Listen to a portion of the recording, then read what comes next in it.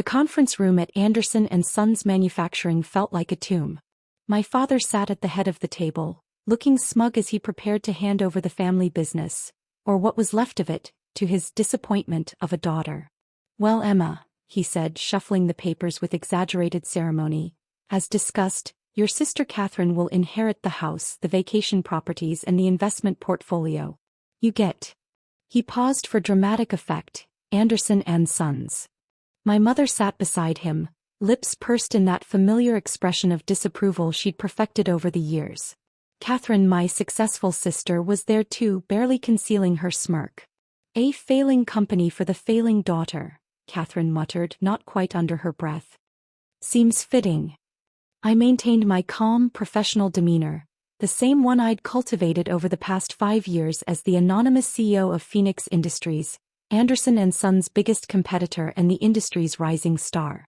"Just sign here." Dad pushed the papers toward me. "Though I don't know why you'd want a company that's losing millions. Should have gone to business school like your sister instead of finding yourself after college." What they didn't know was that my 3 years of finding myself had actually been spent learning the manufacturing industry from the ground up, working under different names at various companies, preparing to build something of my own. "The handover meeting with Phoenix Industries is in 30 minutes, my father continued. "They're buying our biggest contracts. It's the only way to keep the company afloat, even if it means dealing with that mysterious CEO who's been eating our market share." I checked my watch. "Actually, Phoenix's CEO should be here any minute." "You haven't met them either?" Katherine asked, suddenly interested. "Nobody seems to know who runs Phoenix. They're so secretive." Right on cue, my phone buzzed. A text from Marcus, my COO. "Team's in position. Ready when you are, boss." "Before we proceed," I said, standing up, "I should mention that I've already reviewed these contracts with my lawyer." "Your lawyer?"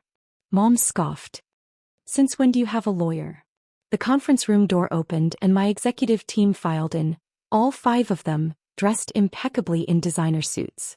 Marcus led the group, carrying a sleek briefcase bearing the Phoenix Industries logo.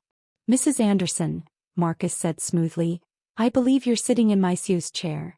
The confusion on my family's faces was priceless. Mom actually stood up, automatically deferring to what she assumed was Phoenix's leadership team. "I don't understand," my father frowned. "We're supposed to meet Phoenix's CEO." "You are," I said, taking the seat my mother had vacated. "Phoenix Industries, founded 5 years ago by Emma Chin.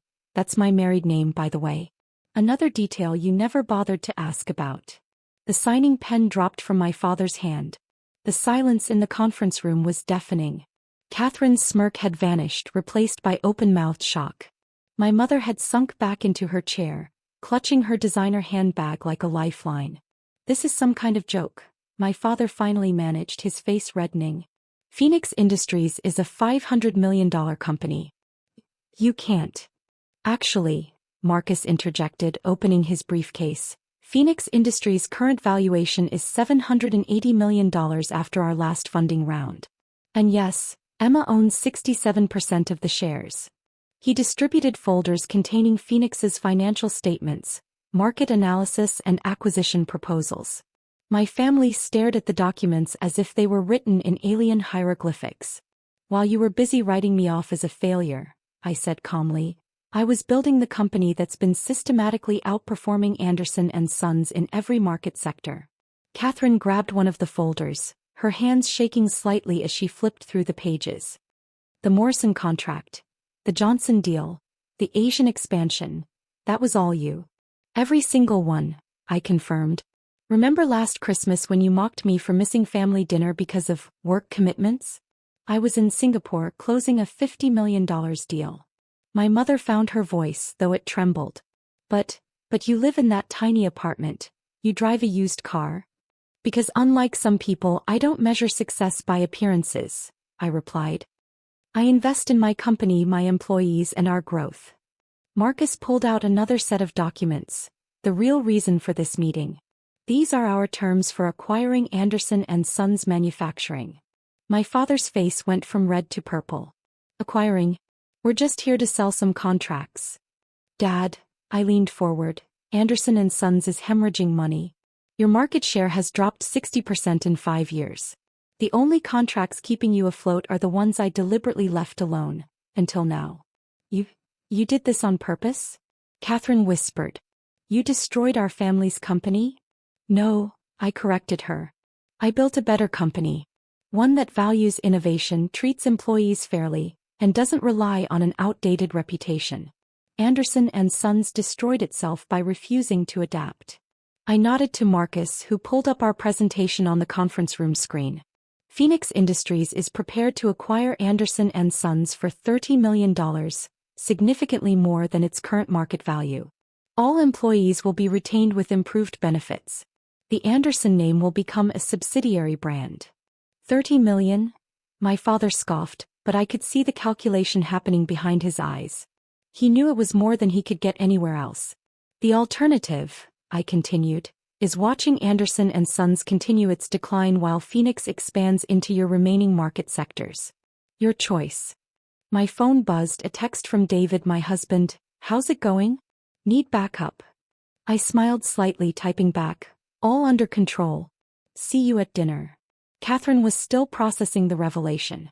All those times you came to family events in department store clothes, listening to us brag about our achievements. I was gathering market intelligence, I finished for her. Amazing what people will say around someone they think is a failure. My mother suddenly straightened, her social conditioning kicking in. Well, darling, we always knew you had potential. And now you're so successful. Don't, I cut her off. Don't pretend you believed in me all along. We all know that's not true. The next few moments would change everything.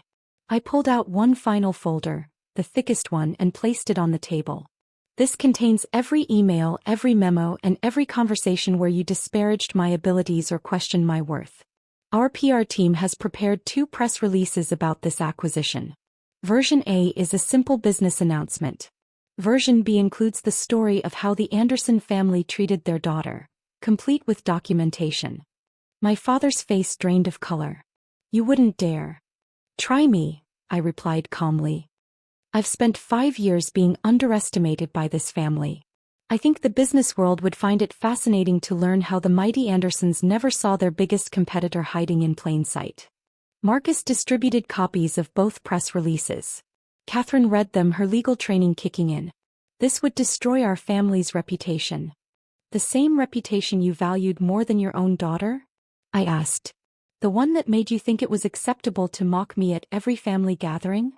My mother reached for her usual tactic, guilt. We're your family, Emma. Despite everything. Family. I laughed, but there was no humor in it. Let me tell you about family. David, my husband, whom none of you bothered to meet, believed in me when I had nothing but an idea. My executive team, who you just met, they're more family to me than you've been in the past decade. I opened my laptop, displaying Phoenix's organizational chart. See these names? Sarah in R&D, Mike in operations, Tom in sales. They're all former Anderson and Sons employees who left because you refused to recognize their talent. They're now executives at Phoenix with equity stakes in the company. You poached our employees? My father growled. No, Dad. I gave opportunities to people you undervalued, just like you undervalued me. Katherine, ever the pragmatist, was reviewing the acquisition terms. These are actually quite generous, she admitted reluctantly. Of course they are, I said. Despite everything, I'm not cruel. I'm offering fair value for the company, job security for the employees, and a chance for the Anderson name to survive as part of something successful. My phone buzzed again, this time with an alert from our trading department. Anderson and Sons stock had started dropping as rumors of the acquisition spread. You have 30 minutes to decide, I announced, standing up. My team will wait here. I have a lunch meeting with the governor about Phoenix's new tech training initiative. The governor? My mother gasped. Since when do you?